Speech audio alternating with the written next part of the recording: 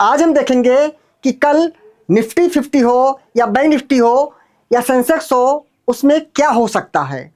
और दोस्तों, आप सबको पता होगा जो कल की वीडियो थी, हमने उसमें जो भी प्रेडिक्शन किया था, आज मार्केट में लगभग सब कुछ वैसा ही हुआ। मार्केट 1 आवर के सप्लाई जोन में जा करके उसमें फिर बड़ी गिरावट हमको मार्केट में देखने को मिली। कल की वीडियो आप सब देख सकते हैं, उसका लिंक वीडियो के डिस्क्रिप्शन में दिया रहेगा। देखिए, आप सबको ध्यान होगा, अभी कुछ दिन पहले की बात है, बहुत पुरानी बात नहीं है। जब निफ्टी बैंक यहां कहीं थी तो हमने बात किया था कि यहां पर निफ्टी बैंक ने एक डिमांड जोन बना दिया है। हमने कहा कि ऐसे डिमांड जोन हमने देखा है अपनी तरफ बहुत जल्द आकर्षित करने की कोशिश करते हैं। उसके बाद देखिए, फिर बैंक निफ्टी ऊपर नहीं गई, सीधे बैंक निफ्टी नीचे उस डिमांड जोन तक आ गई, जिसके परिणाम स्वरूप हमको और भी इंडेक्स में गिरावट देखने को मिली।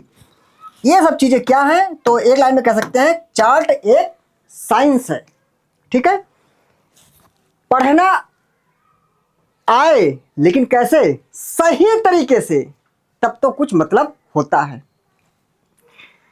देखिए, हमने कल बात किया था बैंक निफ्टी यहां पर एक डेली के डिमांड जोन में आ गई है। ठीक है, नो डाउट इस डिमांड जोन में मुझे किसी तरीके से कोई भी कमी नजर नहीं आती है, इसलिए मैं उम्मीद करता हूं यहां से बैंक निफ्टी में हमको एक रिकवरी देखने को मिल सकती है। लेकिन बहुत दिनों बाद ऐसे डिमांड जोन को लेकर मैं बहुत ज्यादा कॉन्फिडेंस नहीं हो रहा हूं कि बहुत जबरदस्त रिकवरी आ सकती है। क्यों? उसका वही लॉजिक जो कल बताया था, और जो मैं 20 चीजें देखता हूं उनका सपोर्ट इनको नहीं मिल रहा है। जैसे हमने कल बात किया था कि इस एरिया में एक 2 आवर के टाइम फ्रेम का डिमांड जोन है, ये ब्रेक हो सकता है। उसको आज बैंक निफ्टी ने ब्रेक किया, क्योंकि और जो 20 चीजें हैं उनका सपोर्ट इसको नहीं मिल रहा था। ठीक है, अब क्या है, तो यहां से आ सकती रिकवरी। लेकिन हम एक काम करते हैं, चार्ट को हम 1 आवर के टाइम फ्रेम पर ओपन कर रहे हैं, तो हम देख रहे हैं 1 आवर के टाइम फ्रेम पर बैंक निफ्टी ने एक सप्लाई जोन बना दिया है। एक रेड कैंडल ड्रॉप, ये ग्रीन कैंडल क्या हो गई, बेस, फिर ड्रॉप पैटर्न का एक, मतलब ड्रॉप बेस ड्रॉप का एक सप्लाई जोन है। ठीक है, तो उसका बेस मान सकते हैं, कोई दिक्कत नहीं है, फिर भी ड्रॉप बेस ड्रॉप का एक सप्लाई जोन है। ठीक है, अगर हम इसकी मार्किंग करते हैं तो ये रही हमारी प्रॉक्सिमल लाइन और ये हमारी रही डिस्टल लाइन। ठीक है, तो हमारा बैंक निफ्टी में एक सप्लाई जोन आ रहा है। और स्मॉल टाइम फ्रेम जाते हैं अगर 30 मिनट, तो जी नहीं, 1 आवर ही सफिशिएंट दिख रहा है। अगर हम 75 मिनट जाते हैं, अगर हम 75 मिनट में जाते हैं तो ठीक है, एक सप्लाई जोन हमारा यहाँ पर ऊपर पड़ रहा है। देखिए, एक सप्लाई जोन और बैंक निफ्टी में अगर देखा जाए, ये ड्रॉप बेस ड्रॉप का, मतलब ऊपर back to back bank Nifty में सप्लाई जोन है। अच्छा, वो 75 मिनट मैंने ऊपर कर लिया। ठीक है, चलिए 1 आवर में रहते हैं। 1 आवर में भी बैंक निफ्टी में सप्लाई जोन है। यहाँ पर कहाँ पर है, 1 आवर का जो हमारा सप्लाई जोन है उसकी रेंज जो है 54,031 से लेकर के 54,237 के बीच में है। अगर बैंक निफ्टी इस नियर जाती है तो हो सकता है हमको फिर से बैंक निफ्टी में दबाव देखने को मिले। इस वजह से निफ्टी में भी दबाव हमको देखने को मिल सकता है। एक विशेष बात ध्यान देना है, इस समय आप देख रहे होंगे निफ्टी बैंक तो है डिमांड जोन में, लेकिन ना तो निफ्टी डिमांड जोन में है, ना सेंसेक्स डिमांड जोन में है। जो कुछ उसमें होगा, जो कुछ सपोर्ट मिलेगा, वो सिर्फ बैंक निफ्टी का मिल सकता है, उसका खुद का कोई आधार नहीं है। ठीक है, इसलिए फाइनल व्यू अगर हम बात करें तो निफ्टी के लिए बेरिश है, सेंसेक्स के लिए क्या है, बेरिश है। बैंक निफ्टी के सारे जो कुछ थोड़ा बहुत कर पाए उछल कूद। ठीक है, अब हम आते हैं, अब हम आ रहे हैं निफ्टी 50 में। ठीक है, अब हम जब यहां पर निफ्टी 50 में आ रहे हैं तो यहां पर हम एक चीज देख रहे हैं, यहां पर 1 आवर में तो कोई हमको नहीं दिख रहा है सप्लाई जोन, लेकिन अगर 75 मिनट के टाइम फ्रेम पर आते हैं तो यहां पर जरूर हमें सप्लाई जोन नजर आता है। आप यहां देख सकते हैं, ये ड्रॉप कैंडल, ये दोनों हो गई हमारी बेस कैंडल, और ये हमारी ड्रॉप। ये ड्रॉप बेस ड्रॉप का एक सप्लाई जोन है निफ्टी में। ये रही डिजिटल और ये रही हमारी प्रॉक्सिमल। हम यहां से मार्क करते हैं, हम यहां से कर रहे हैं मार्क। ठीक है, ठीक है, कहां से कहां तक है, ये बिग टू बिग नहीं, हम यही कर रहे हैं। ठीक है, 23,000 23,538 से लेकर 23,619 के बीच में 75 मिनट के टाइम फ्रेम का ये सप्लाई जोन है। अब निफ्टी फिफ्टी अगर यहाँ जाती है तो हो सकता है हमको निफ्टी फिफ्टी में फिर से दबाव देखने को मिले।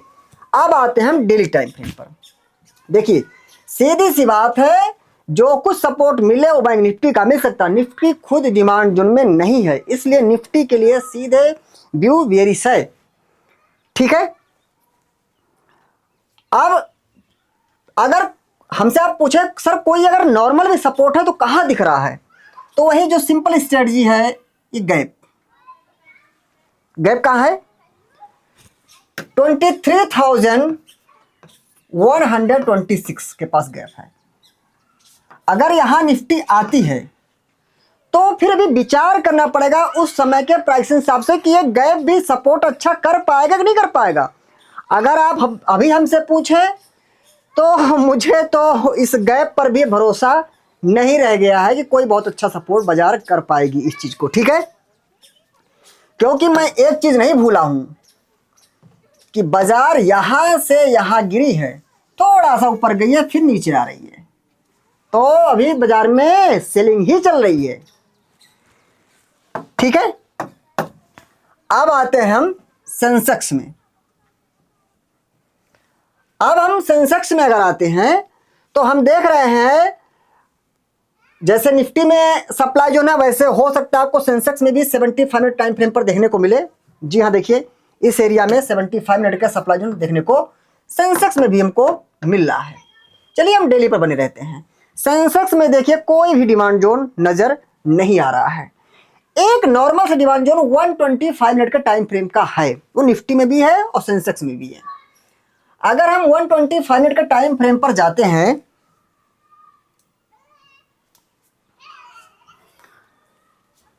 तो 125 मिनट के टाइम फ्रेम का ये डिमांड जोन है।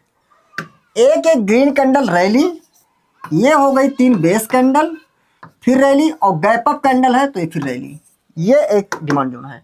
कम से कम सेंसेक्स यहां तक अगर आ जाए, इन किन्हीं एरियाज तक आ जाए। डेली में देखें कहां पर पड़ रहा है, तो ये तो काफी नजदीक ही दिख रहा है, काफी नजदीक दिख रहा है। तो इन किन्हीं एरियाज तक सेंसेक्स अगर आ जाता है, कहां से कहां तक एरिया है, 73,296 से लेकर 74,065 के बीच में है।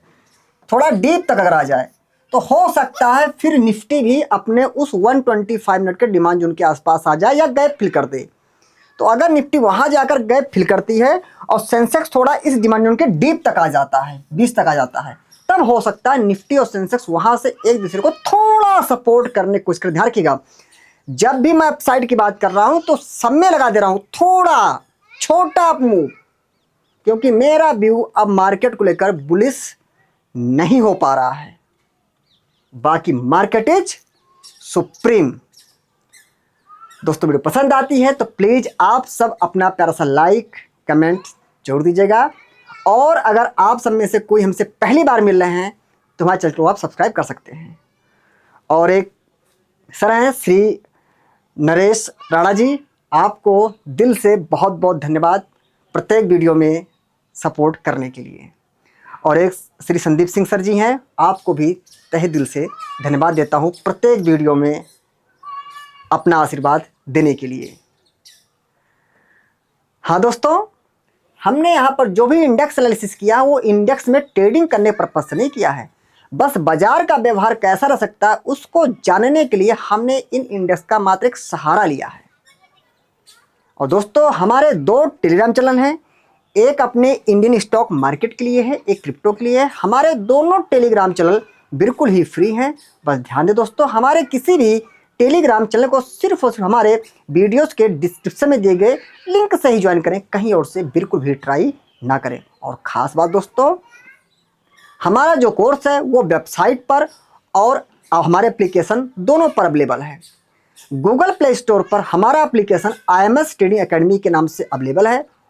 आप हमारे एप्लीकेशन को डाउनलोड करके वहाँ से आप हमारे कोर्स को देख सकते हैं। बाकी हमारे जो वेबसाइट है उसका लिंक जो है हमारे वीडियोस के डिस्क्रिप्शन में दिया रहता है, आप वहाँ से भी जाकर हमारे कोर्स को आप देख सकते हैं। बाकी ध्यान रखें दोस्तों, शेयर मार्केट भारी भरकम जोखिम पे आधारित है, इसलिए शेयर मार्केट में कोई भी पोजीशन बनाने से पहले आप अपनी खुद की एनालिसिस और अपने फाइनेंशियल एडवाइजर से जरूर सलाह लें और टिप्स दुनिया से रहें कई लाख किलोमीटर दूर। Thank you. जय हिंद, जय भारत।